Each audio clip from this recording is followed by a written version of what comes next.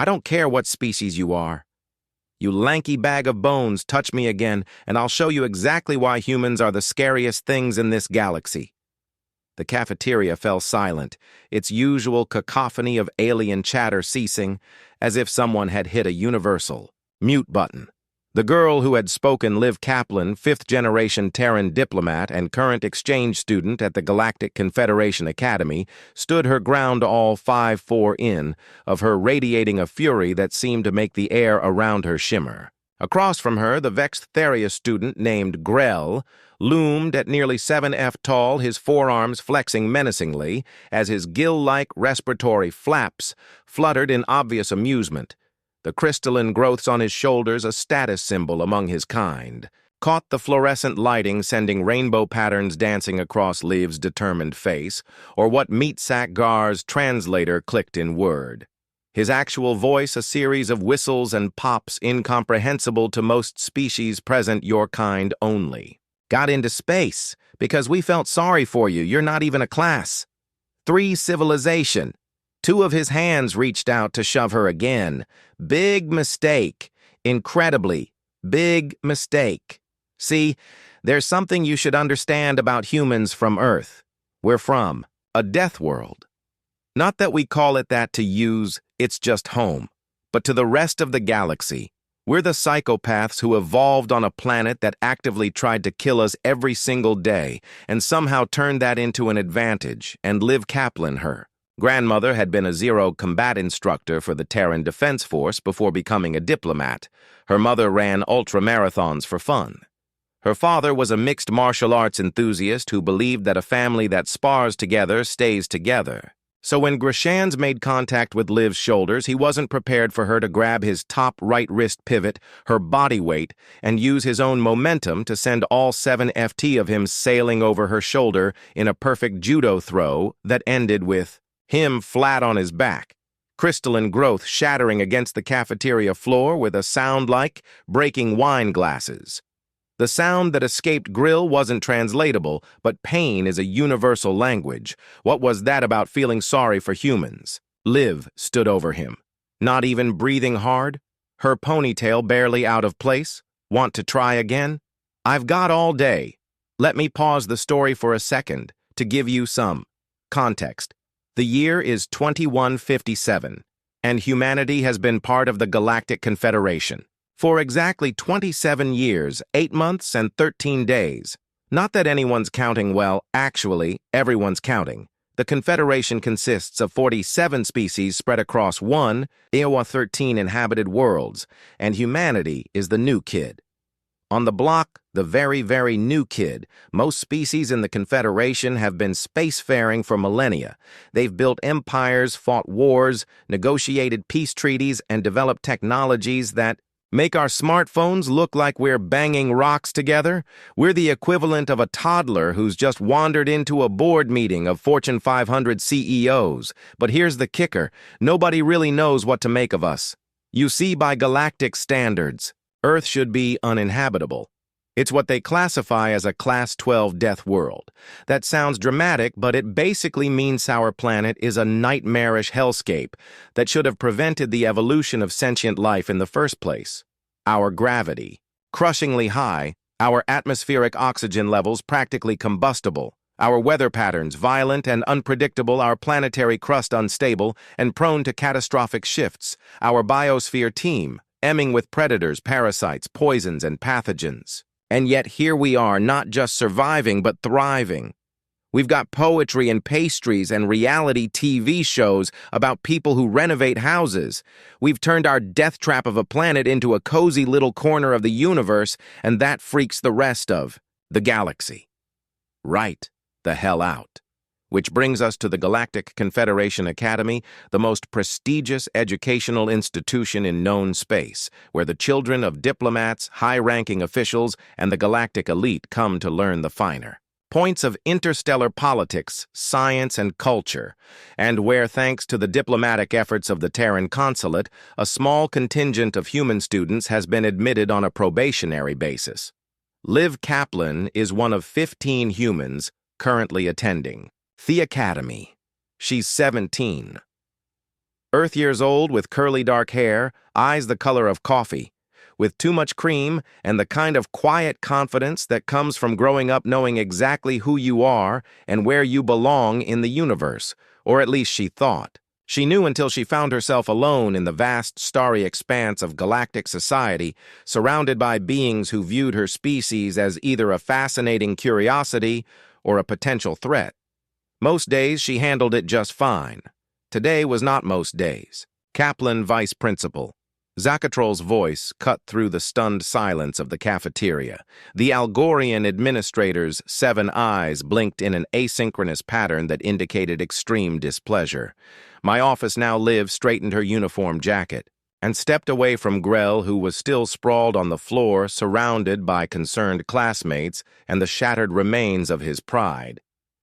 "He started it, did it?" she muttered, knowing full well how childish that sounded even as the words left her. Mouth Scatrell's skin shifted from its usual calming blue to a mottled purple. "I didn't ask who started it. Kaplan, I'm ending it." It moved. The walk to the vice principal's office was humiliating, with students from a dozen different species lining the hallway to stare at the human who'd just taken down one of the most physically imposing students in the academy. Some looked frightened, others impressed, but most just seemed confused. That was the problem with being human in galactic society. Nobody knew what to expect from you. We were the wild card, the unstable element, the evolutionary outlier that shouldn't exist. But somehow, did Vice Principal Vex'tharai settled behind his desk, which was designed to accommodate his peculiar physiology, half-seated.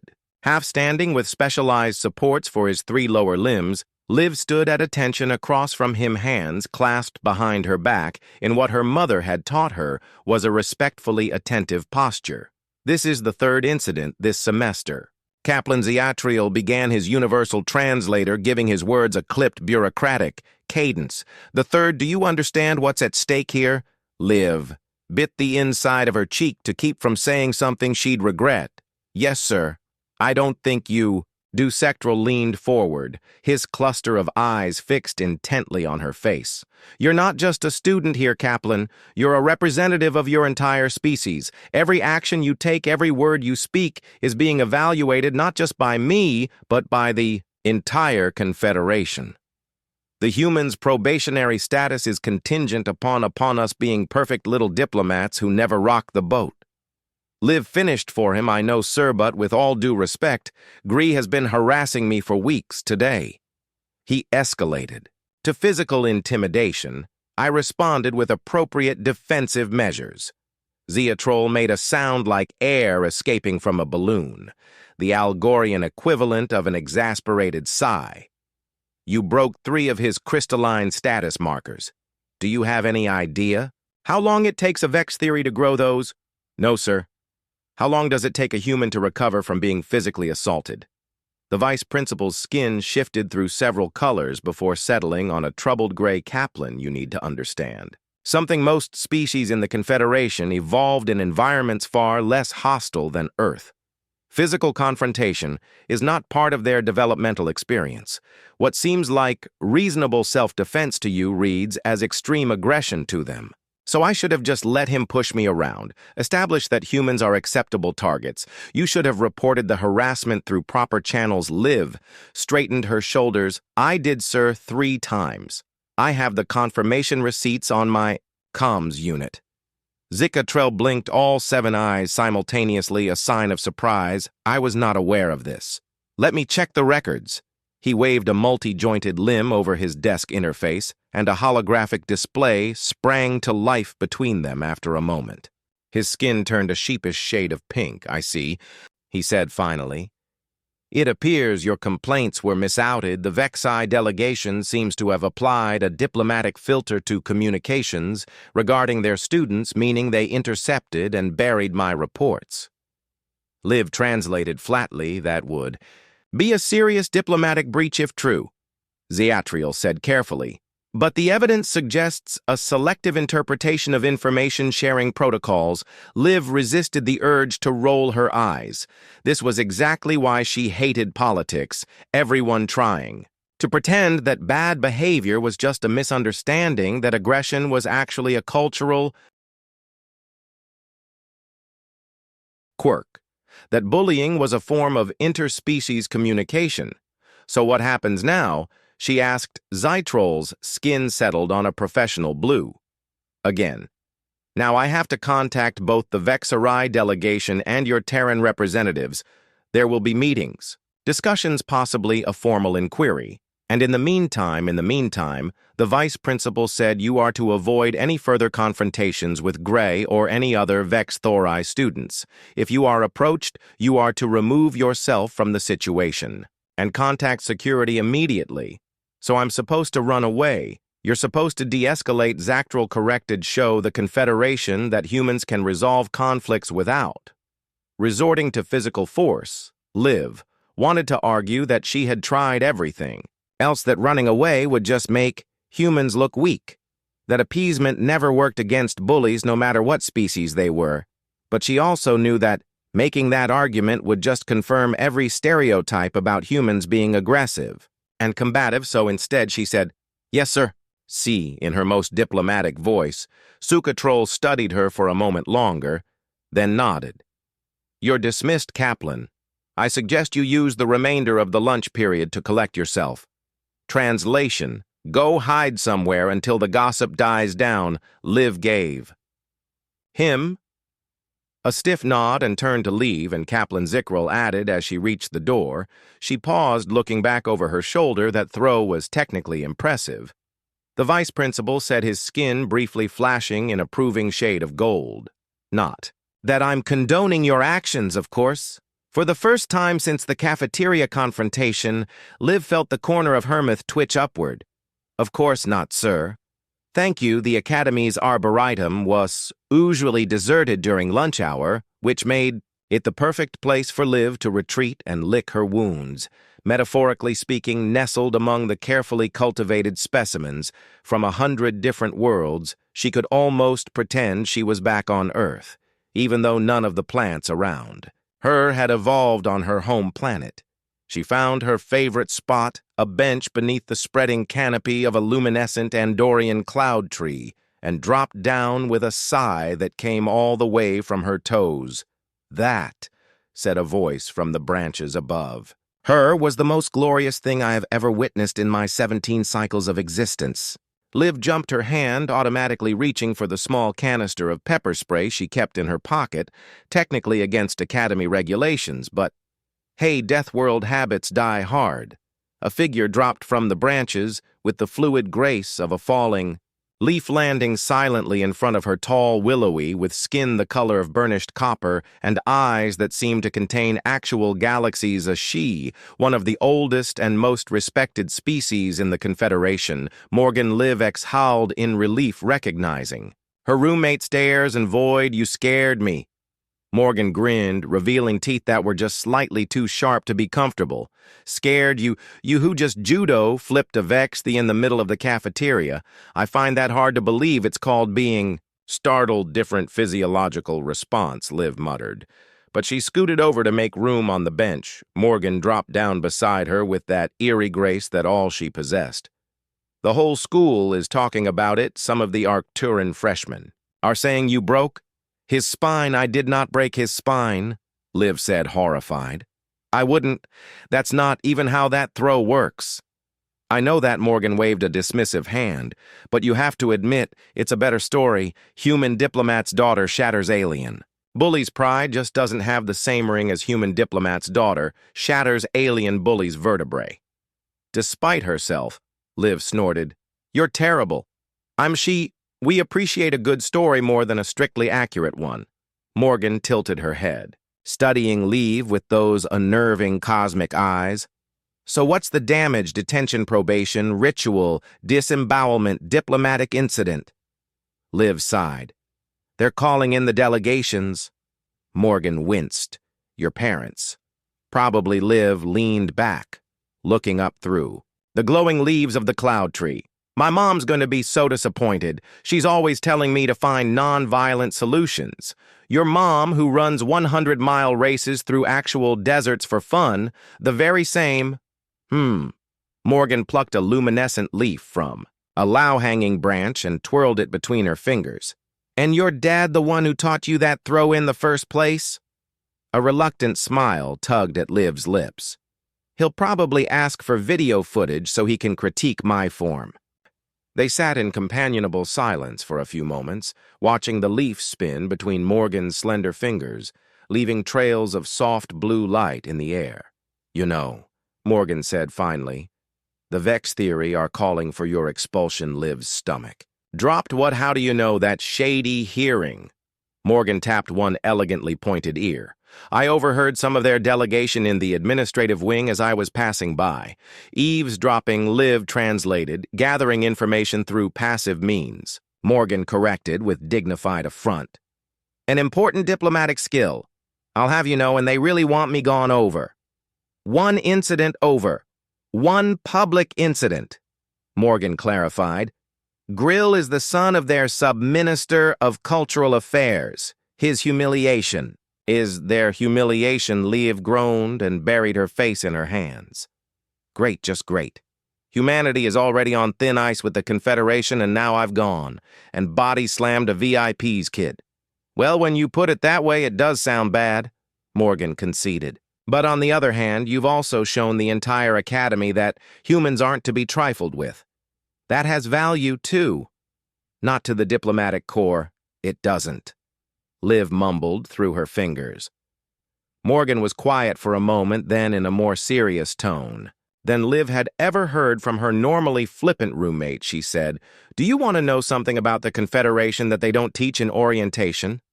Liv peered through her fingers at the Shay. "What?"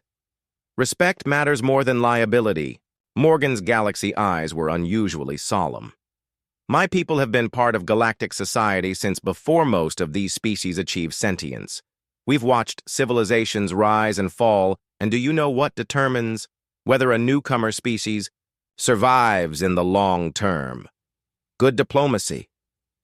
Liv guessed. Morgan shook her head. "Boundaries, clear, consistent boundaries, the species that try too hard to please everyone, that bend over backward to accommodate every demand, that apologize for their very existence. They get exploited until they collapse or revolt, the species that established from day one that there are lines you do not cross with them. They thrive." "So you're saying I should have broken his spine?" Liv asked dryly. Morgan swatted her with the glowing. "Leaf, I'm saying you shouldn't regret defending yourself. The Confederation needs to understand that humans have limits, that there are consequences to pushing you too far." "That sounds suspiciously like something my grandmother would say." "Your grandmother. Sounds wise?" Morgan rose to her feet in one fluid motion. "Come on. Last period is starting soon, and we have comparative xenobiology with Professor Thexik." Liv groaned again. "The one with the mandibles who keeps talking about how fascinating human internal organs are." "Great, look on the bright side." Morgan grinned, offering Liv a hand up after today's cafeteria show. "I doubt anyone will volunteer you for a live demonstration." Comparative xenobiology was a special kind of torture normally Liv would have found. The subject fascinating, after all. Learning about the biological quirks and adaptations of different species was exactly the sort of thing that had drawn her to the Academy in the first place. But Professor Thexik's fascination with human physiology bordered on the obsessive. "The most remarkable thing about humans," the professor was saying, her mandibles clicking excitedly as she paced in front of the holographic display, currently showing a cross-section of a human cardiovascular system, "is there redundancy. Most species evolve specialized efficient systems. Humans, they go for quantity over quality. 2 lungs, 2 kidneys, a liver that can regenerate intestines far longer than necessary backup neural pathways. It's as if they evolved expecting parts of them to regularly fail." Liv sank lower in her seat, as 29 pairs of alien eyes, give or take a few dozen, depending on the species, swiveled in her direction, which of course makes perfect sense, given their environment. Continued enthusiastically, Earth's High-gravity atmospheric composition and extraordinary biodiversity of pathogens would necessitate biological fail-safes. It's an evolutionary strategy we see in other Class 10+ Death World species, though humans take it to an extreme. A tentative, hand-well appendage rose from the front row. A Quaxian student whose name Liv could never quite pronounce correctly. Professor, the student's translator, rendered their burbling speech. Is it true that humans can survive having entire sections of their major organs removed? Excellent question. Thexakin's mandibles clattered in what Liv had come to recognize as academic excitement. Yes, in many cases humans can lose up to 75% of their liver, one entire kidney, significant portions of their intestines, one lung sections of their brain, though, with varying degrees of functional impairment. Of course, the class erupted in a chorus of impressed and disgusted sounds. It's like they're designed to keep functioning even when severely damaged. A meridian. Student whispered loudly enough for everyone to hear. Actually, Thaxic corrected. It's more accurate to say they evolved in an environment where being severely damaged was a routine occurrence. Natural selection favored those who could continue to function despite injury. Liv felt a gentle nudge against her consciousness, Morgan's telepathic equivalent of a poke in the ribs when she glanced at her roommate. She nodded subtly toward the back of the classroom. Following Morgan's gaze, Liv saw Grill and two other Vex'tharai students huddled together, their gill flaps fluttering in what appeared to be an agitated conversation. Gree's crystalline growths were indeed missing, with only jagged stubs remaining on his shoulders. He caught her looking and narrowed his compound eyes, making a gesture with one of his four hands that didn't need a translator. To interpret great, this wasn't over. Professor called out, a Danubian student with translucent skin through which you could see all three of her hearts beating. What's the most dangerous aspect of human physiology from a combat perspective? Liv stiffened. The question wasn't even trying to be subtle. Vex'tharai, oblivious to the undercurrent, brightened visibly. Oh, where to begin? Their skeletal density makes their limbs effective bludgeoning weapons. Their bite force is remarkable. For omnivores, their epidermis contains nerve endings that interpret pain as a motivating rather than debilitating stimulus in crisis situations. But perhaps most significant is their adrenal response. The professor brought up a new hologram showing the human endocrine system. Unlike most sentient species whose stress responses include a flight component that overrides combat impulses past a certain threshold, human adrenal glands can actually enhance combat capability in extreme situations, they call it. Hysterical strength, a temporary override of the normal limitations of their muscular system that allows for feats of strength and speed far beyond their baseline capabilities, so they get stronger when they're scared. The Danubian asked, sounding disturbed. By the concept, not exactly fix. The clarified, they get stronger when they perceive an immediate threat to themselves or their social group. It's a last resort survival mechanism. But what makes it unique among Confederation species is that humans retain cognitive function during this state.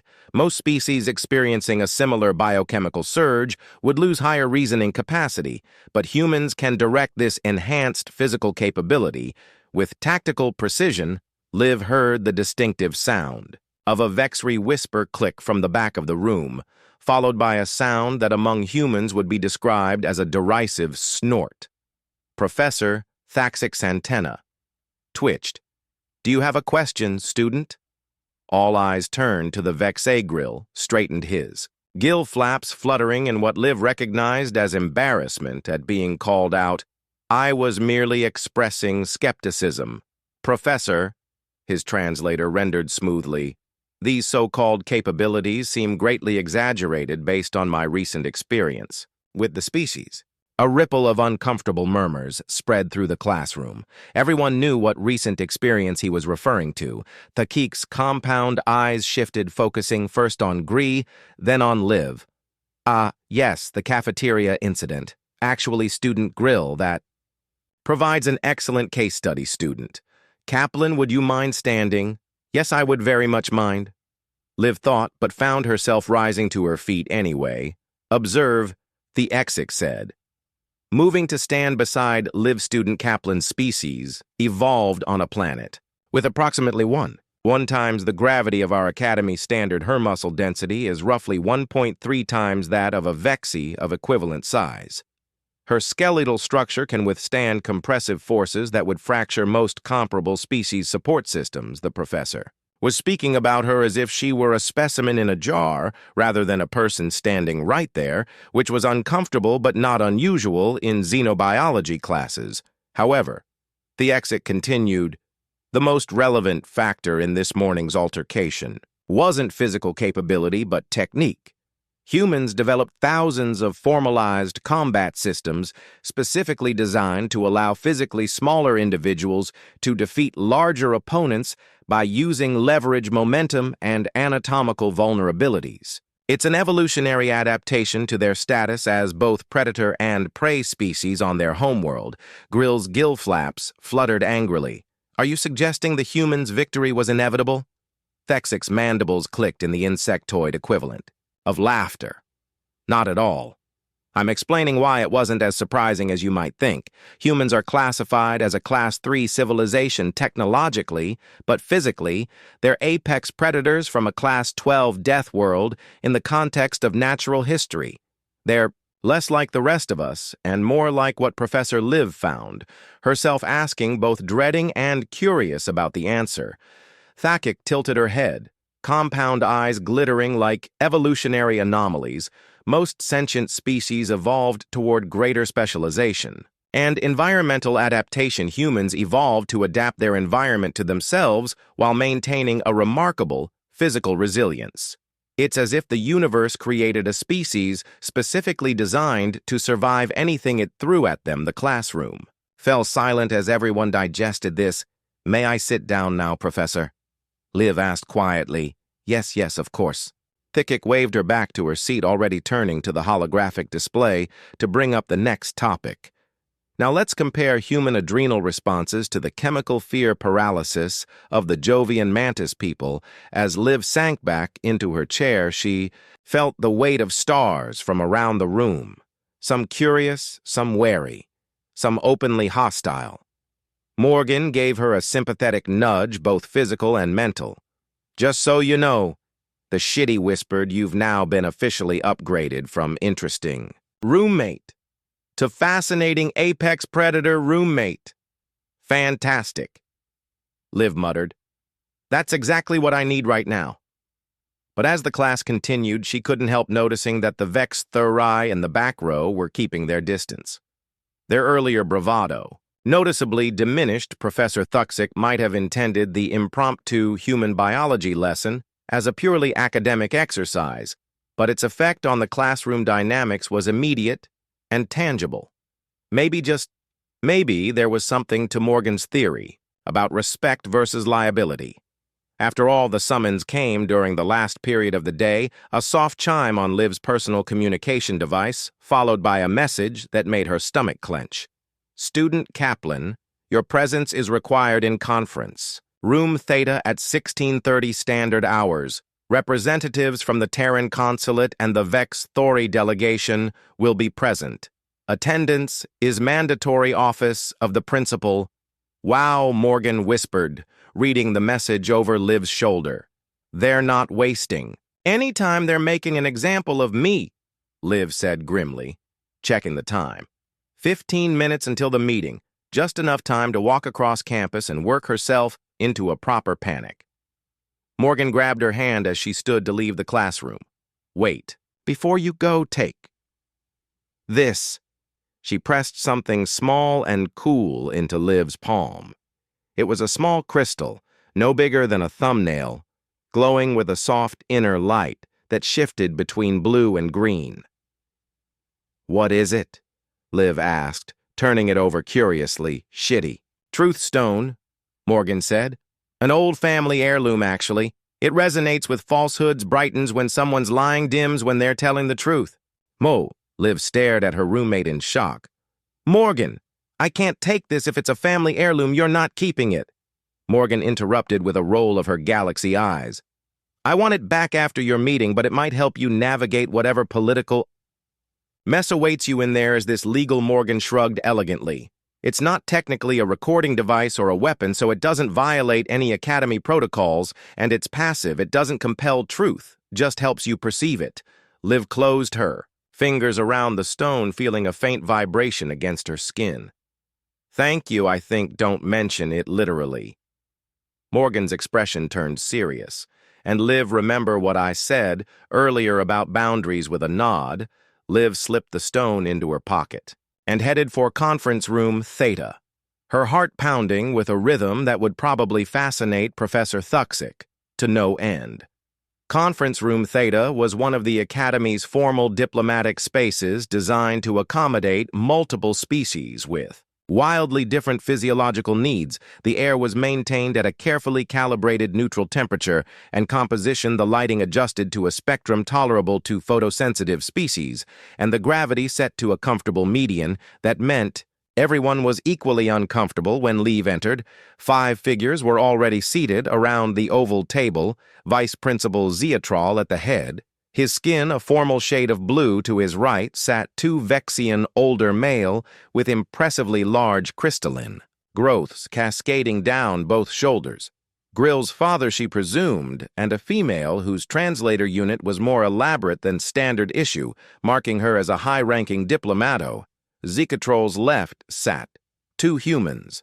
One was Ambassador Elena Afor, the head of the Terran consulate to the Galactic Confederation, a tall, imposing woman with close-cropped silver hair and the kind of nonsense expression that had faced down alien trade negotiators for nearly 2 decades. Beside her was a face Liv hadn't expected to see: her own father, Dr. David Kaplan, looking simultaneously concerned and oddly proud. His presence was surprising. As a xenoanthropologist specializing in non-humanoid cultures, he rarely involved himself in diplomatic matters, preferring to leave that to Liv's mother. Cadet Kaplan Zeatriel acknowledged her entry. Please be seated. Liv took the remaining chair at the foot of the table directly opposite Zeal and with the 2 delegations on either side. She could feel the weight of the truth stone in her pocket, a strangely reassuring presence. Do you understand why you have been called to this meeting? Zecatrol began formally. Yes, sir, Liv replied, keeping her voice steady. To address the incident in the cafeteria between myself and Cadet Grill. The male Vex'tharai's gill flaps fluttered angrily. An incident is a mild term for a violent assault, his translator rendered in clipped tones from her pocket. Liv felt the stone grow warmer, its light brightening against her thigh. Interesting. Ambassador Apor raised an eyebrow. Subminister Vic, with respect, the Academy's own security footage shows that your son initiated physical contact twice, a cultural gesture. The female Vex'tharai interjected smoothly. Among our people, contact with the upper appendages is a form of social bonding. The stone in Liv's pocket flared hot enough that she had to shift in her seat full on. Lysicatril's skin rippled with skepticism. Ambassador Tekwil, the footage also captured the verbal exchange. It did not appear to be socially bonding in nature. Adolescents of all species engage in complex social rituals that may appear confrontational to outsiders. Tekwil continued without missing a beat. What is concerning is the extreme and disproportionate response from the human cadet. Liv's father cleared his throat. If I may, as someone who has spent 20 years studying cross-species social dynamics, I can assure you that what the security footage shows is textbook intimidation behavior, consistent across multiple sentient species. The posture, the invasion of personal space, the escalation to physical contact. These are universal signifiers of dominance, assertion, not social bonding. The stone cooled slightly in Liv's pocket, mostly true. Though she suspected her father was stretching his expertise a bit. Dr. Kaplan Zakatrak acknowledged, while your professional insights are valuable, I must point out that your personal connection to the cadet involved represents a conflict of interest. On the contrary, her father replied with the same calm he used when explaining complex cultural concepts to first-year students. It makes me uniquely qualified to explain something that seems to be getting overlooked here. Context Ambassador A4 nodded slightly, a silent permission for him to continue. My daughter, Dr. Kaplan, said, looking directly at the Vex'tharai delegation, was raised on Earth a Class 12 death world. As you well know on Succa planet, physical confrontation isn't just a matter of social discomfort, it's potentially lethal. Our neural wiring, our instinctual responses, our very biochemistry is calibrated to treat physical aggression as an immediate survival threat. Are you suggesting? Subminister Vex'tharai interrupted gill flaps, quivering that humans are so primitive they cannot control their violent impulses. The stone in Liv's pocket pulsed, not quite a lie, but not asked in good faith either. I'm suggesting, Dr. Kaplan replied with the patience of a man who had explained complex concepts to resistant audiences. His entire career that humans have different baseline threat assessment parameters, what you perceive as a minor social transgression. My daughter's neurophysiology processed as a potential life-threatening situation, and this justifies breaking 3 status markers that took my son 15 cycles to grow. Vex'tharai demanded his own, crystalline formations glittering under the conference room lights. Ambassador Okafor stepped in the Terran consulate is prepared to offer appropriate compensation for the damage to your son's status markers. Subminister, our medical technology may be able to accelerate their regrowth. This isn't about compensation. Ambassador Tekwil said, her voice softer but somehow more dangerous than her colleagues. This is about the fundamental question of whether humans are ready for integration into Confederation society. If a minor misunderstanding can trigger such aviolent response, how can we trust humans in sensitive diplomatic situations? Liv felt her face grow hot. The stone in her pocket pulsed again. Half-truth, this wasn't about diplomatic concerns. It was about something else. May I speak? Liv asked suddenly, surprising everyone at the table, including herself. Zeatral's skin cycled through several colors before settling on a reluctant green. This is irregular. But proceed. Cadet Kaplan. Liv took a deep breath, feeling the reassuring weight of Morgan's truth stone. Ambassador Tekwil. With respect, this wasn't a minor misunderstanding. Cadet Grell has been verbally harassing me for weeks.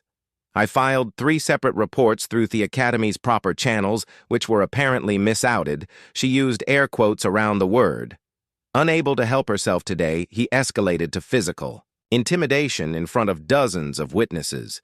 The stone remained cool truth when someone twice your size with 4 arms puts their hands on you and shoves you. That's not a cultural misunderstanding. That's a universal message. And yes, I responded with physical force, the minimum necessary to neutralize the threat and protect myself. Tekwil's gill flaps fluttered in the Vex'tharai equivalent of a dismissive sniff. Your species' tendency to perceive threats where none exist is precisely what concerns us. The stone flared hot again, full lie. And suddenly Liv understood. She glanced at her father, who gave her the smallest of nods, confirming her realization. This isn't about the incident at all, is it? Liv said, looking directly at Tekwil. This is about the Vex'tharai delegation's upcoming vote on humanity's membership status. The conference room went deadly silent. Even Zeatral seemed startled, his skin blanching to a pale, astonished yellow. Ambassador Okafor shot Liv a warning look, but her father's expression remained carefully neutral, which Liv knew meant he was intensely interested in what would happen next. Tekwil recovered. First, that is a confidential diplomatic matter not relevant to this disciplinary hearing. The stone burned. Another lie. It's completely relevant. Liv pressed, emboldened by the stone's confirmation. The Confederation Council votes next month on upgrading Earth from probationary to full member status. The Vex'tharai delegation has been one of the most vocal opponents. Having a human cadet publicly labeled as violent and unstable would provide convenient justification for your position. Vex'tharai's gill flaps flared wide in what Liv recognized as the Vex'tharai display of outrage. This is outrageous. The cadet accuses us of diplomatic manipulation. No, Liv interrupted. I'm accusing your son of bullying and your delegation of covering it up and trying to use it to your advantage. There's a difference. Ambassador Okafor looked like she couldn't decide whether to be horrified or impressed. By Liv's directness, Vex'tharai's skin had settled into a troubled purple pattern, his 7 eyes blinking asynchronously as he processed this unexpected turn. "Cadet Kaplan," he said finally, "these are serious accusations against a respected member delegation." "They are," Liv agreed, "and I wouldn't make them without evidence." She turned back to the Vex'tharai ambassador. "Tequel, would your delegation be willing to submit to a truth verification protocol regarding the routing of my harassment complaints and any connection to the upcoming membership vote?" The stone in her pocket went ice cold. The Vex'tharai would never agree to that. Sure enough, Tequel's gill flaps fluttered in controlled outrage. "We are not the ones on trial here. Vice Principal, this meeting was called to address the human cadet's violent behavior, not to subject a sovereign delegation to insulting interrogations." Dr. Kaplan leaned forward slightly. "Actually, I believe my daughter has raised a valid point about potential conflicts of interest in this proceeding. As her parent and a faculty member, I formally request that any disciplinary action be reviewed by a neutral third party with no stake in the upcoming Confederation vote." Zikatrol looked relieved to have a procedural solution. "That is a reasonable request, well within Academy protocols. The shitty delegation has no position on human membership status. They could provide an impartial assessment Tequel and Vacleth exchanged, a look that needed no translator to interpret. The shitty were known throughout the Confederation for their uncanny ability to sense deception. They were the last species the Vex'tharai would want investigating this matter. Perhaps Ambassador Alcaor suggested smoothly, "We're overcomplicating a straightforward incident between students. I propose a simple resolution. Cadet Kaplan will formally apologize for the physical damage caused to Cadet Grill's status markers. The Terran consulate will cover medical expenses for their accelerated regrowth, and both students will participate in the Academy's conflict resolution program." The stone and Liv's pocket remained neutral, neither hot nor cold. A political solution neither true nor false. Veketh's skill flaps fluttered in reluctant consideration, and the disciplinary record a notation of a cultural misunderstanding with no assignment of blame. Okafor proposed, "After all, we wouldn't want the upcoming vote to be influenced by an unfortunate incident between teenagers, would we?" Tequel's compound eyes narrowed, but she recognized the implicit threat in Opor's diplomatic phrasing. If they pushed for punishment against Liv, the humans would push for an investigation into their interference with her harassment complaints. "Acceptable," Tequel said, finally provided the apology is public. Liv opened her mouth to protest, but a quick glance from her father stopped her. "Politics." His expression seemed to say, "Sometimes you have to lose a little to win a lot." "That seems reasonable," Zikatrol said, his skin returning to its normal blue. "Cadet Kaplan, do you accept these terms?" Liv thought of Gray's smug face if she had to apologize publicly. Then she thought of Earth's precarious position in the Confederation, of all the other human cadets at the Academy, whose futures might depend on this moment, of her parents who had worked for decades to build bridges between species. The stone was cool in her pocket. This wasn't about her pride. "Yes, sir," she said, "I accept." "Absolutely not," Liv said 2 hours later, pacing the small confines of her dorm room. "I am not apologizing to that four-armed jerk in front of the entire school." Morgan, lounging on her bed with casual elegance, raised an eyebrow. "But you just agreed to it in front of 2 ambassadors, a vice principal and your father." "I agreed to it because I had to," Liv countered, running her hands through her hair in frustration. "But there has to be another way," such as Morgan prompted, examining her perfect nails with feigned nonchalance. Liv stopped pacing. "I don't know yet. But I know one thing. If I get up in front of the academy and apologize for defending myself, I'll be painting a target on the back of every human student here will be, establishing that we can be pushed around without consequences. Morgan rose with her usual fluid grace. So what are you going to do? I'm going to apologize, Liv said. But on my terms, in my way. Intriguing Morgan sat up straighter. Tell me more. The agreement specified a public apology. It didn't specify the content of that apology beyond acknowledging the damage to Gree's status markers. A slow smile spread across Morgan's face. Ah, the classic diplomatic strategy of malicious compliance. I approve. Liv dropped down onto her own bed, suddenly exhausted. The problem is whatever I say needs to satisfy the letter of the agreement while also making it clear that humans aren't pushovers. It's a delicate balance. Fortunately, Morgan said, tossing something small and glittering to Liv, you have a friend with over 3,000 years of diplomatic tradition in her bloodline. Liv caught the truth stone still faintly warm from her pocket and access to extremely useful magical artifacts. Apparently, thank you for this. By the way, it was illuminating. I thought it might be Morgan's expression turned serious. What did you learn that the Vex'tharai delegation is? Definitely using this incident to undermine Earth's bid for full membership, that they deliberately buried my harassment reports, and that they're genuinely alarmed by human physical capabilities. All useful information.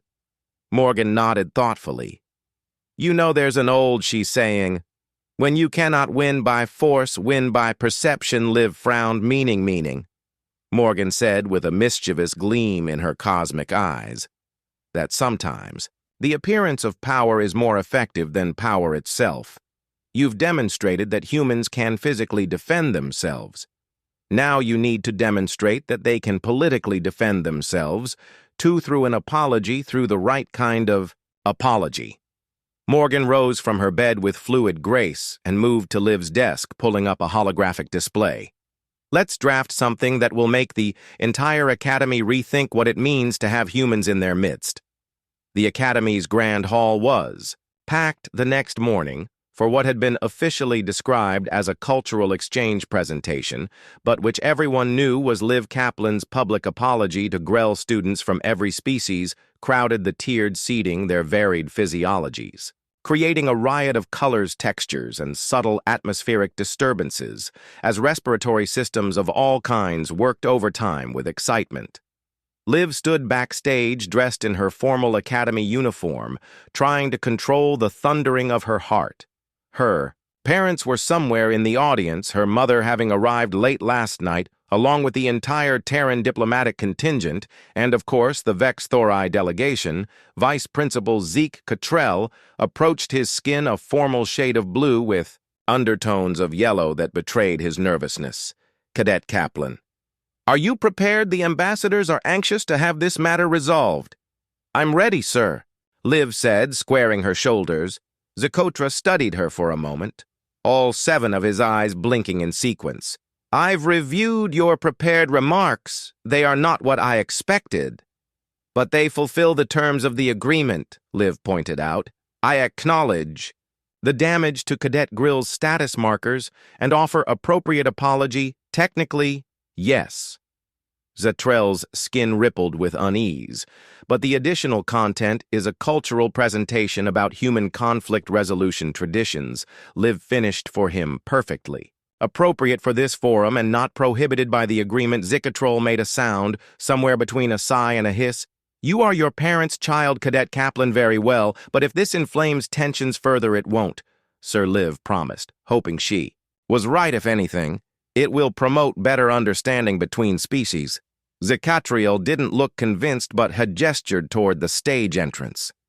It's time. Liv took a deep breath and stepped out onto the stage, facing the assembled Academy. Hundreds of eyes of all descriptions focused on her compound, singular, clustered, stalked, some operating in spectrums of light humans couldn't even perceive near the front.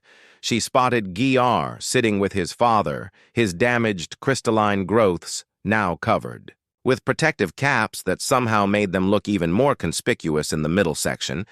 Her parents sat side by side, her father looking calmly confident.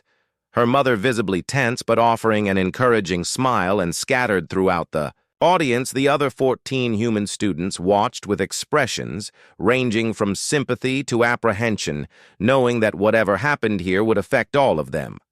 Liv stepped up to the podium, adjusted it to her height, and began esteemed faculty, honored guests, fellow cadetses. I stand before you today to address the incident that occurred between myself and Cadet Grell 2 days ago in the academy. Cafeteria, her voice rang clear through the hall, thanks to the universal translator amplifying and rendering her words in the preferred language of each listener. During that incident, I performed a defensive maneuver that resulted in damage to Cadet Grell's crystalline status markers. For that specific damage, I offer a formal apology.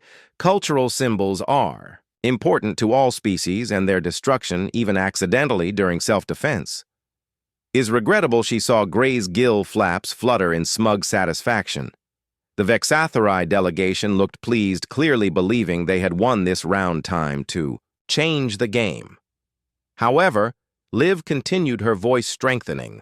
This incident has highlighted a critical gap in Interakee's understanding that affects all of us at this academy, and since the purpose of this institution is to foster such understanding, I would like to take this opportunity to share some important context about humans that may prevent future misunderstandings. The hall grew very quiet.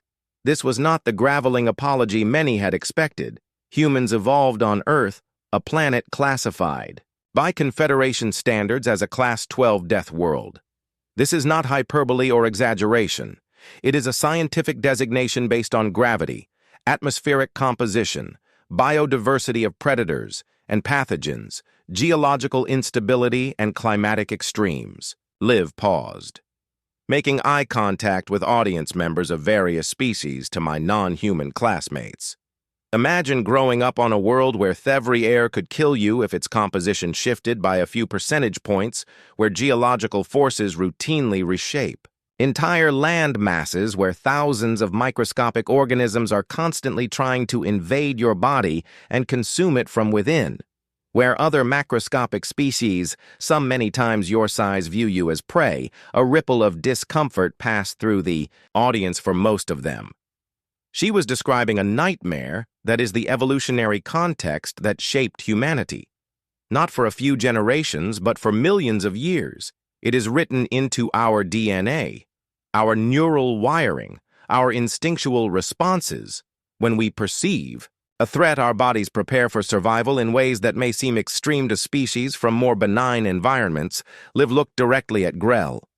Now, this is not an excuse for violence, it is an explanation of difference. Humans do not want to fight, but we are prepared to defend ourselves when necessary, because on our world, failure to do so meant death. The Vex'tharai delegation was looking increasingly uncomfortable. This was not the contrite apology they had anticipated. Ambassador Tekwell leaned over to whisper something to Subminister Vex'tharai, their gill flaps fluttering in agitation, which brings me to a concept central to human interaction. Liv continued. We call it consent. In its simplest form, it means that physical contact without permission is unacceptable. This isn't just a cultural preference. It's a neurobiological boundary rooted in our evolution as prey animals who became predators. She allowed her gaze to sweep across the entire audience now in joining the Galactic Confederation. Humans have committed to adapting many of our practices to align with interspecies norms. We've adjusted our environmental standards, our educational systems, our diplomatic protocols, but there are some boundaries that are not culturally negotiable, because they are biologically imperative. When Cadet Grell placed his hands on me without permission, after verbal warnings, my response was not a choice. It was the result of millions of damage to Cadet Grell's status markers. I am not sorry for defending myself, and I want to be absolutely clear about something important for all species in this room to understand about humans. Live, straight into her full height, unimpressive by many alien standards. But in that moment, somehow commanding humans do not seek conflict.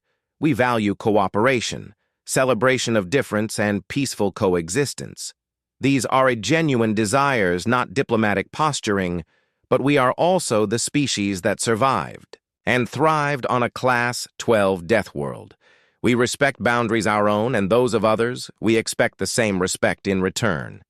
She looked directly at the Vex'tharai delegation. Now, this is not a threat. It is an invitation to genuine understanding. Between species, if we are to build a confederation that truly represents the diversity of sentient life in our galaxy, it must be built on mutual respect, especially when we don't fully understand each other's evolutionary imperatives. Liv stepped back from the podium, her heart hammering in her chest. Thank you for your attention for 3 heartbeats. There was absolute silence in the grand hall. Then from somewhere in the middle section, a single pair of hands began to clap Liv's father. Then her mother joined in, then gradually, other humans in the audience. Then surprisingly, a rhythmic tapping from the she contingent, their form of applause. Soon other species joined in with their own approval gestures until the hall resonated with a bizarre symphony of clapping, tapping, gill, fluttering appendage, waving, and bioluminescent flashing. Not everyone was participating. Of course, the Vex'tharai delegation sat stone still, their compound eyes fixed on Liv with expressions that needed no translator to interpret, but they were noticeably in the minority as Liv left the stage. She caught sight of Morgan in the audience, her galaxy eyes glittering with what looked suspiciously like pride. Next to her sat Professor Thexik, her mandibles, clicking in what could only be described as academic delight at this real-world demonstration of the human stress response she'd lectured about just yesterday. Backstage, Vice Principal Vex'tharai was waiting, his skin cycling through a complex pattern of colors too rapid for Liv to interpret, that he said, finally settling on a shade somewhere between impressed and exasperated, was not what the Vex'tharai delegation expected, but it fulfilled the terms of the agreement. Liv pointed out technically. Vex'tharai's multiple eyes blinked in sequence. You are going to be a formidable diplomat one day. Cadet Kaplan, is that a compliment or a warning, sir? Both Vex'tharai's skin shifted to a more formal blue. The Academy exists to foster understanding between species, especially when that understanding is uncomfortable. Today, you gave everyone a great deal to consider about humans. He paused, then added more quietly, including myself, before Liv could respond.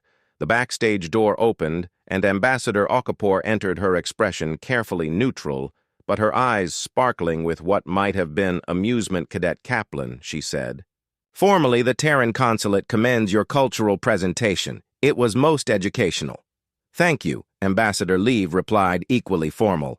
I hope it promotes better interests understanding. Oh, it certainly will. Okafor glanced at Vex'tharai. Vice Principal Wood. You excuse us for a moment. I'd like a word with Cadet Kaplan privately.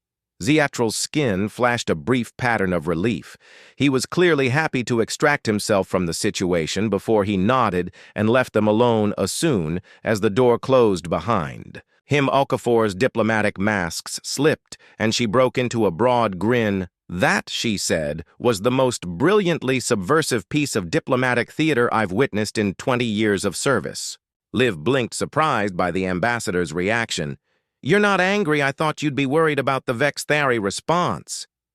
Oh, they're furious? Okafor confirmed cheerfully. But they also can't do a damn thing about it because you technically fulfilled the terms of the agreement, while simultaneously making it impossible for them to turn this incident into propaganda against Earth's membership bid. She shook her head in admiration by framing human defensive capabilities as an evolutionary imperative rather than a cultural choice. You've shifted the entire narrative. They can't claim humans are too aggressive for the Confederation when you've just established that our responses are biologically analogous to the meridian reflex freeze or the Algorian color shift. So I didn't make things worse? Liv asked cautiously. On the contrary, Okafor's expression turned more serious. What you did today was establish a critical precedent for all human Confederation interactions going forward. You set a boundary while extending a hand. That's the essence of effective diplomacy. She checked her communication device, then grimaced slightly. I need to go smooth some ruffled gill flaps now, but I wanted you to know, as the official representative, of Earth to the Confederation. That you did your species proud today with a quick squeeze of Liv's shoulder. The ambassador was gone, leaving her alone in the backstage area to process what had just happened. After a moment, the door opened again, and Morgan slipped in, galaxy eyes sparkling with mischief and a wide grin on her face. "Well, she said, I think it's safe to say that nobody is going to be shoving any humans in the cafeteria anytime soon." Liv let out a breath she hadn't realized she'd been holding and finally allowed herself to smile. Mission accomplished. Then indeed, Morgan linked her, arm through Liv's. "Come on, Apex Predator. I think this calls for a celebration. The Arcturan students are having a bioluminescence party in the Arboretum. Tonight want to go scare them with your terrifying death world." "Reflexes?" Liv laughed, feeling the tension of the past few days finally begin to dissipate. "I think I've done enough scaring for 1 week, but a party sounds nice." As they left the backstage area together, Liv caught sight of Gray and his father exiting the grand hall, their postures rigid with barely contained fury.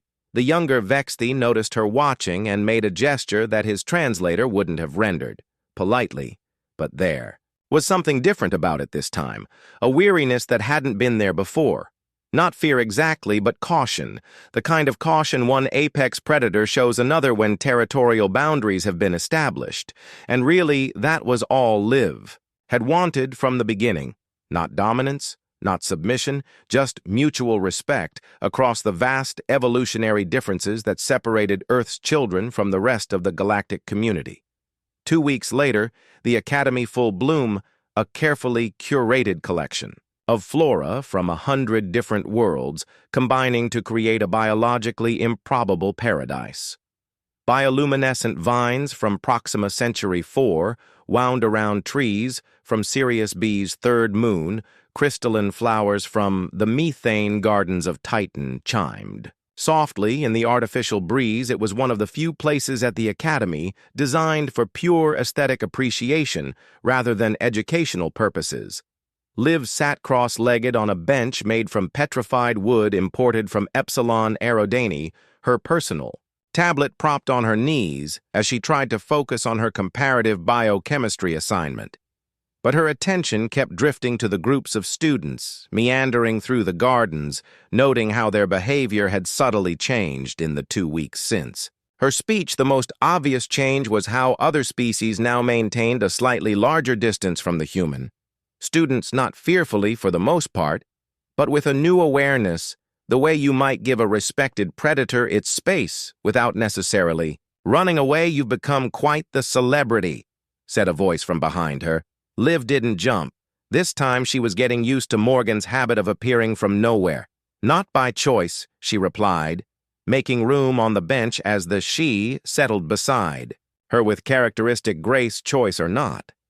"You've changed things." Morgan produced Asmal crystalline fruit from somewhere in her flowing garments and bit into it, releasing a scent like cinnamon andazone. "The Arcturan students have started a self-defense club. You know they're calling it survival skills for non-deathers." Liv looked up from her tablet in surprise. "Seriously?" Morgan nodded, taking another bite of her strange fruit. "They've invited your father to be a guest lecturer, something about wanting to understand the evolutionary pressures that created humanity's defensive capabilities." Despite herself, Liv smiled. Her father would love that he'd been trying to get the other species interested in Earth's evolutionary history for years. "That's not all." Morgan continued, her galaxy eyes twinkling with amusement. "The Meridian contingent has formally requested access to human martial arts training programs. Apparently, they've decided that if they have to share a galaxy with Death Worlders, they should at least understand how they fight, huh?" Liv set her tablet aside, assignment forgotten. "That's not what I expected." "What did you expect? That everyone would shun the terrifying humans?" "Kind of, yeah." Liv shrugged. "Or at least that they'd be pushing for stricter regulations on our behavior." Morgan laughed, a sound like tinkling crystal. "Oh, the Vex'tharai delegation is definitely pushing for that. But they're finding surprisingly little support. Your speech made a lot of species reconsider their assumptions about humans." She leaned in conspiratorially. Do you want to know the real gossip? The Algorian High Council is considering reclassifying Earth from a primitive anomaly to a high-interest evolutionary case study. Basically, they're admitting that you're not just lucky survivors, but actually an interesting scientific data point. Well, that's something I guess for the Algorians, it's practically a declaration of love. They don't find anything interesting unless it challenges their established taxonomies. A notification chimed on Liv's tablet, and she glanced down to see. Occupied when humanity was first admitted to the Confederation, Liv was directed to a small seat beside her mother, who gave her a quick, reassuring squeeze of the hand, but whose expression remained professionally neutral. "What's happening?" Liv whispered. As she sat down, "The vote on Earth's membership status has been moved up." Her mother replied under her breath, "Your little speech caused quite a stir. Some delegations are pushing for an immediate decision rather than waiting for the scheduled date. Is that good? Depends." Who you ask, her mother's eyes remained fixed on the central podium where the Algorian chairperson was preparing to call the session to order. The Vex'tharai are furious, obviously, but several previously neutral parties have shifted their position in our favor because of my speech, because you made them see humans in a new light, not as primitive upstarts to be patronized, but as survivors to be respected. Before Liv could ask more questions, the chairperson's voice boomed through the chamber, amplified and translated simultaneously for all present. This special session of the Galactic Confederation Council is now convened.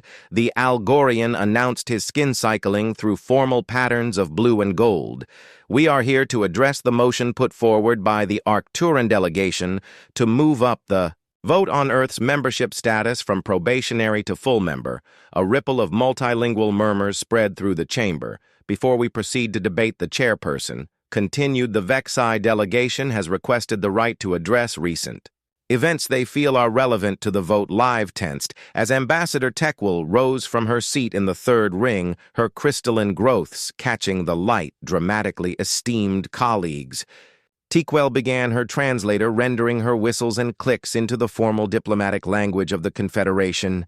Before we rush to elevate a species that has barely mastered interstellar travel to full membership, I urge you to consider recent evidence of their fundamental incompatibility with Confederation values. She gestured with one of her forearms, and a holographic projection appeared in the center of the chamber.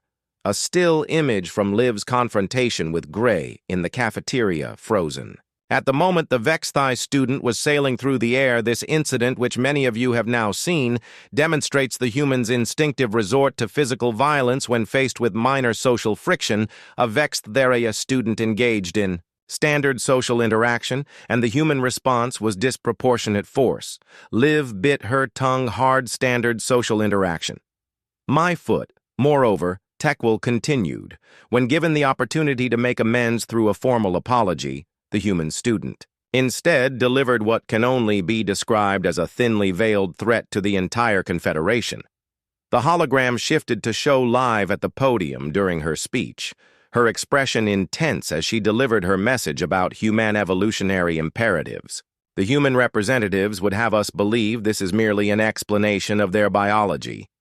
I submit that it is a warning one we would be wise to heed by maintaining humanity's probationary status until they have demonstrated a greater capacity for impulse control and diplomatic resolution of conflicts. Tekwil sat down to a mixture of approving and disapproving sounds. From various delegations, the chairperson acknowledged her with a formal skin pattern and then said, "The Arcturan delegation has requested the right to offer a counter-perspective." Liv was surprised when an Arcturian rose from the second ring, a high-ranking member of one of the oldest species in the Confederation. The Arcturans were known for their conservative views and general reluctance to admit new species to full membership. Fellow council members. The Arcturan began, his translator rendering his subsonic rumblings into crisp, formal language. I speak not only for my delegation, but for a coalition of 7 species who have jointly reviewed the incidents in question and come to a different conclusion than our Vex'tharai colleagues. He gestured, and the hologram shifted to show a different moment from the cafeteria. The instant when Gray had put his hands on Liv's shoulders, our analysis indicates that the human's response was consistent with defensive protocols that would be appropriate on a Class 12 death world. What our Vex'tharai colleagues omit is the context-repeated harassment documented in official Academy records, physical contact initiated without consent, and most importantly a clear, verbal warning that was ignored. The Arcturan 6 eyes blinked in sequence, a gesture indicating emphasis. We have reviewed the human student's speech in its entirety, not just the selected portions. What the Vex'tharai characterize as a threat, we interpret as valuable information about biological imperatives that will help all Confederation species interact more successfully with humans. He paused, and Liv was startled to see his gaze shift directly to her before continuing. Moreover, we find the humans' approach instructive rather than seeking retribution or advantage. She offered specific targeted reconciliation while maintaining clear boundaries. This is not the behavior of a species incompatible with Confederation values. It is the behavior of a species that understands the fundamental balance between cooperation and self-preservation that has allowed our diverse union to flourish. As the Arcturan sat down, the chamber erupted in a cacophony of sounds, colors, and pheromonal releases as various delegations signaled their reactions. The chairperson had to flash, his skin in the pattern indicating order several times before the chamber quieted. It appears this matter has generated significant interest. The chairperson observed his 7 eyes blinking in sequence before proceeding to formal debate. I note that the human student at the center of these events is present today. Given the extraordinary circumstances, the chair will exercise discretion to invite Cadet Liv Kaplan to address the council directly should she wish to do so. Liv felt her mother stiffen beside her. This was completely unexpected. Students were never invited to address the council. You don't have to, her mother whispered. This is highly irregular. Liv hesitated only briefly before standing. I would be honored to address the council, she said, her voice sounding much steadier than she felt as she made her way to the central podium. Liv was acutely aware of hundreds of alien eyes following her progress. The stone floor was cool beneath her boots, the air slightly thinner than she was used to, optimized for the average respiratory needs of dozens of different species rather than the specific requirements of anyone standing at the podium. Adjusting it to her height, Liv took a deep breath and looked out at the assembled representatives of galactic civilization. Somewhere in the back of her mind, she could hear Morgan's voice. Remember what I said about perception sometimes being more powerful than force-esteemed council members. She began, I stand before you today not as a diplomat or scientist, but as a student who, like all of you, is learning how to navigate a complex galaxy of different beings with different evolutionary histories, different biological imperatives, and different cultural contexts.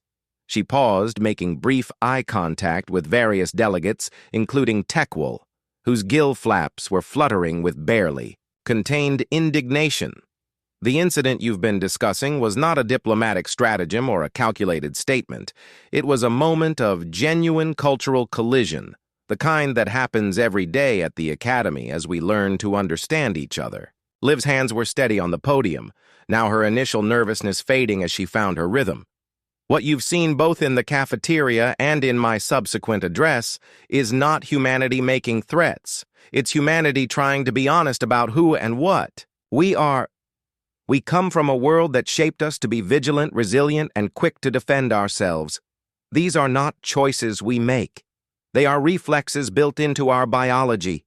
She straightened her shoulders, slightly, conscious of her posture. But here's what is a choice. Our commitment to finding a place within the Confederation, our dedication to learning about other species so we can interact respectfully and meaningfully, our willingness to explain ourselves rather than simply demanding that others accommodate us. Liv paused again, sweeping her gaze across the chamber. The question before you isn't really whether humans respond differently to physical threats than Vex'tharai or Arcturans or Sidhe. Of course we do. We all evolved under different conditions to meet different challenges. The question is whether the Confederation has room for a species that is honest about its boundaries while actively working to understand and respect the words with a hint of what might have been shame. I approached you because I was ordered to Liv stared at him. What my father instructed me to provoke a human student into demonstrating aggressive behavior. Grill explained, his gill flaps moving in patterns that suggested discomfort with the confession, to create an incident that could be used to argue against Earth's membership advancement. The pieces suddenly clicked into place in Liv's mind. You were setting me up, yes, Grill's compound eyes fixed on her face. You were selected because your records indicated a strong protective response and formal combat training. I was to provoke you until you responded physically, then reported as an unprovoked attack. Liv felt a surge of anger, but beneath, it was a stronger current of curiosity. Why are you telling me this now? Because Grill said slowly, what I did not anticipate was my own reaction to the experience. One of his 4 hands reached up to touch the regenerating crystals on his shoulder. When you defended yourself when you threw me to the ground, I experienced something unusual for my species. Respect. Liv blinked. Not sure she'd heard correctly. Respect Vex. Vex'tharai evolved as hierarchical pack predators, Gree explained, despite our technological advancement. We still respond instinctively to demonstrations of effective defensive capability.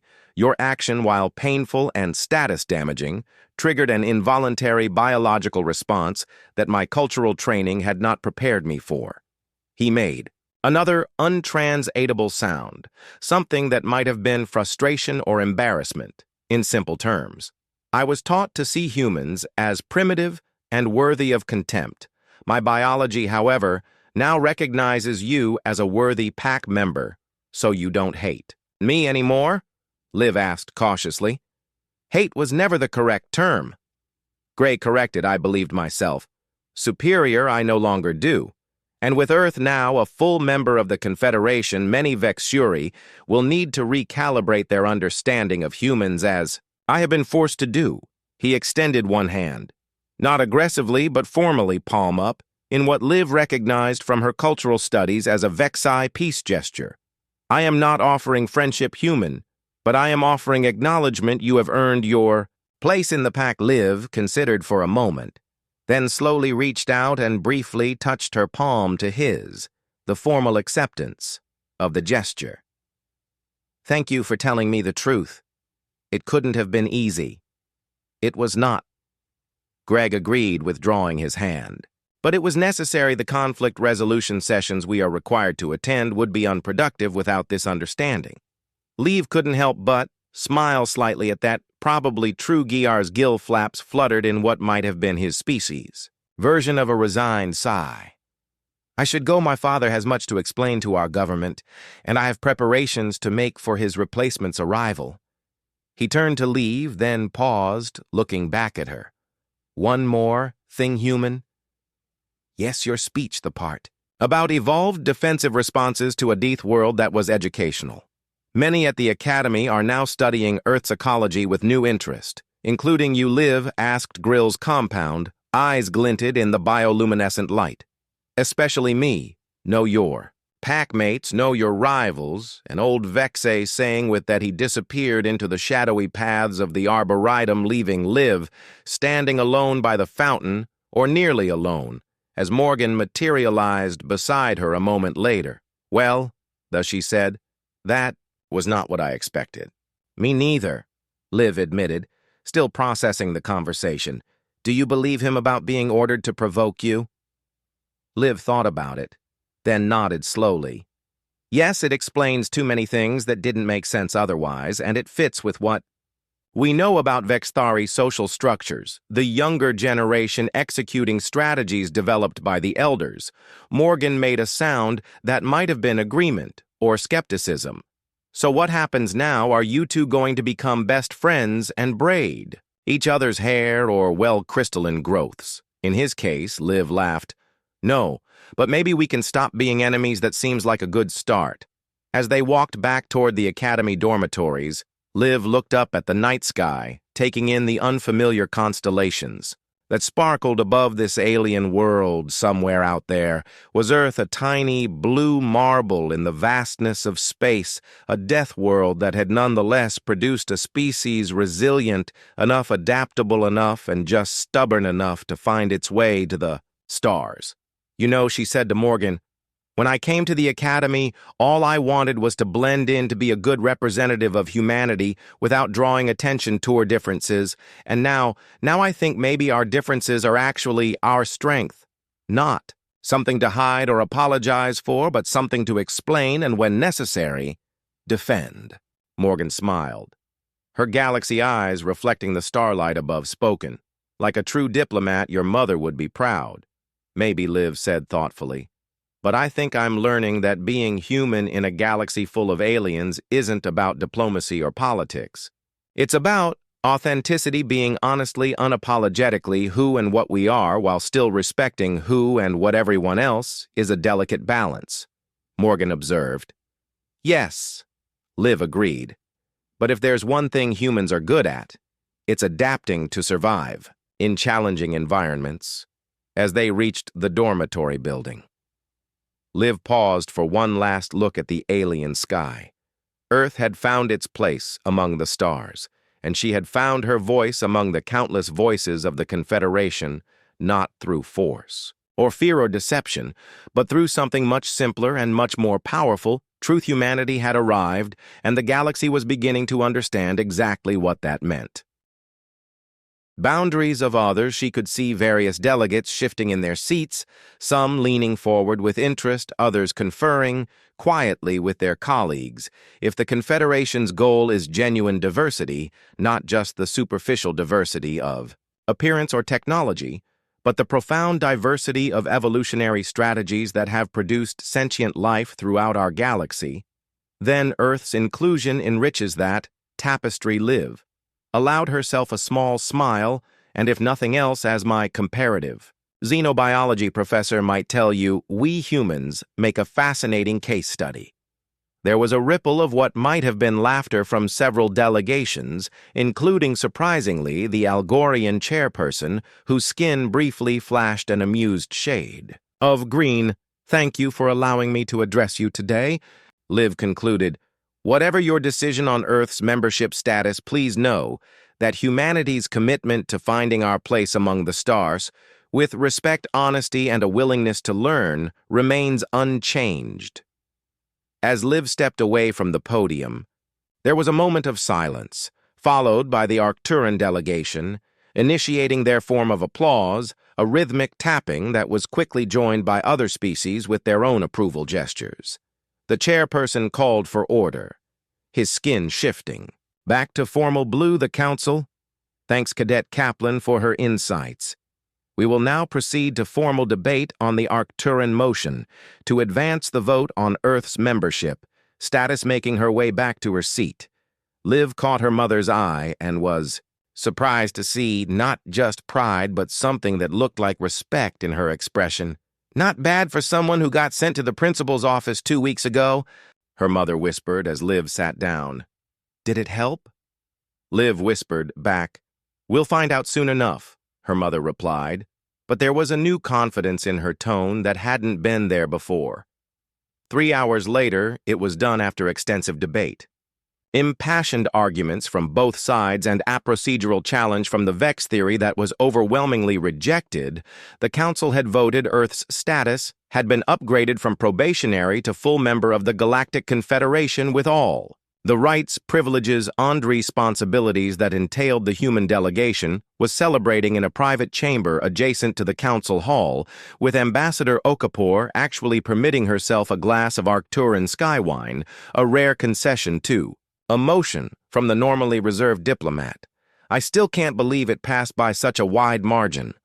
Liv's mother was saying to a group of junior diplomats, we were expecting a much closer vote. You can thank your daughter for that.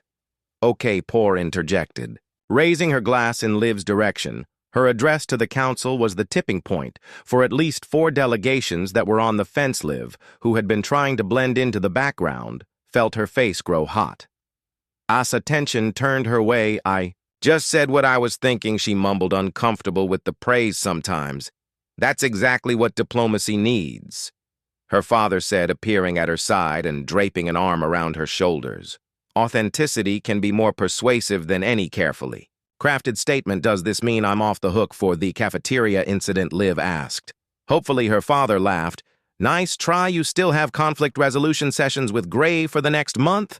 But he added with a wink, I think your mother and I can agree that the grounding we were considering is no longer necessary. How generous, Liv said dryly, but she was smiling too. A soft chime indicated someone at the door of the celebration chamber when it slid open. Morgan stood there looking uncharacteristically, formal in traditional shitty attire that seemed to shimmer with its own inner light. Congratulations, Terran, she said, executing a graceful bow that was the Shea equivalent of a formal salute. The Shea delegation extends its compliments on your ascension to full membership. Ambassador A4 stepped forward to return the gesture with the human diplomatic. Bow the Terran consulate. Thanks the shitty delegation for their support during the proceedings, once the formalities were complete. Morgan's serious expression melted into her usual mischievous grin. So are you going to invite me in to celebrate? Or do I have to stand in the doorway all evening looking mysterious and ethereal? Liv laughed and waved her friend inside. Come on in, though I should warn you the only refreshments are calibrated for human biochemistry. I don't think we have anything you can safely consume. Already taken care of, Morgan said, producing a small flask from somewhere in her flowing garments. She celebration nectar. One sip would probably put a human in a coma for a week, but for me, just enough to make diplomatic functions tolerable. As the celebration continued, around them, Liv and Morgan found a quiet corner to talk. I still can't believe all this happened because Gray couldn't keep his hands to himself, Liv said. Watching the diplomats mingle 2 weeks ago, I was just trying to get through comparative xenobiology without being volunteered for a live dissection demonstration. And now you're the face of human Confederation relations. Morgan teased, fame comes at you fast in the galactic community. Don't remind. Me, Professor Thuxic, cornered me this morning to ask if I'd be willing to participate in a minimally invasive study of human adrenal response patterns. I told her I'd think about it, which really meant not in a million years. Morgan laughed, her galaxy eyes twinkling. You know, there's a saying among my people. The universe rarely gives you what you expect, but often gives you what you need. And what exactly did I need from all this to find your voice? Morgan said. Simply not your mother's diplomat voice, or your father's academic voice, your own voice, the one that can translate what it means to be human in a way the rest of us can understand. Before Liv could respond, her communication device chimed with an incoming message. She glanced down and was surprised to see it was from Gree. Meet me in the Academy Arboretum at 2000 hours. Come alone. What is it? Morgan asked. Noticing her expression change, Liv showed her the message. Looks like someone isn't celebrating Earth's new status. Morgan's eyes narrowed. You're not actually considering going, are you? It's obviously a trap. Maybe Liv tucked the device away, or maybe it's a chance to start fixing something that's broken. At least let me come with you. Morgan insisted. I can stay hidden. Shitty are very good at that and intervene if things get ugly. Liv considered for a moment, then nodded. All right, but no intervention unless I signal you. This needs to be between me and Gray. Fine, Morgan agreed reluctantly, but if he so much as flexes one of his forearms in your direction, I'm dropping him faster than a Jovian gravity. Well, the Academy Arboretum was eerily beautiful at night. Bioluminescent plants from a dozen worlds created pools of gentle light among the shadows, and the air was filled with the mingled scents of nocturnal blossoms. Under other circumstances, Liv might have appreciated the peaceful atmosphere, but with Grail waiting for her by the central fountain, peace was the last thing on her mind The Vex'tharai stood alone, his tall form silhouetted. Against the softly glowing waters, his crystalline growths had already begun to regenerate, tiny formations glinting on his shoulders when he heard Liv approach. He turned, his compound eyes reflecting the bioluminescent light in a way that made them look like they contained stars. "You came." His translator rendered sounding surprised without security. "You asked me to come alone," Liv said, stopping at what she considered a safe distance. "I'm alone." She carefully didn't mention Morgan, who was somewhere nearby, invisible in the shadows. Gree's gill flaps fluttered in what Liv now recognized as discomfort rather than aggression. "The Council voted to grant your species full membership today. Yes, many believe your speech was instrumental in that decision." Liv shrugged. "Maybe or maybe. The Council just recognized that Earth has met the criteria for full membership. Grill made a sound that his translator didn't render, something between a whistle and a click that Liv suspected might be the Vex theory equivalent of a skeptical snort. "My father is being recalled to our home world," he said abruptly. "The failure to prevent the vote is seen as a diplomatic embarrassment. My family's status has been diminished. Liv wasn't sure how to respond to that. I'm sorry about your father's career, but I am not seeking your pity." Human Gray interrupted, his gill flaps fluttering more rapidly. "I am trying to explain something important about my species that you do not understand." He paused, seeming to gather his thoughts. "Status is not merely decorative. Among the Vex'tharai, it is essential biological. The crystalline growths you shattered are not just symbols. They are extensions of our nervous system. They regulate hormonal balance, social standing, even reproductive capacity." Liv felt a cold weight settle in her stomach. "You mean when I broke them, you did damage beyond the physical?" Gree confirmed the effects will fade as they regrow, but the experience was profound. "I didn't know," Liv said quietly. "That wasn't in any of the xenobiology texts. It is not information we share widely," GL admitted, "which is why I asked you to meet me here away from official channels. What happened between us has been misrepresented by both sides." He took a step closer, and Liv tensed automatically before forcing herself to remain still. "I did not approach you for social bonding as my delegation claimed," Gar said, his translator rendering the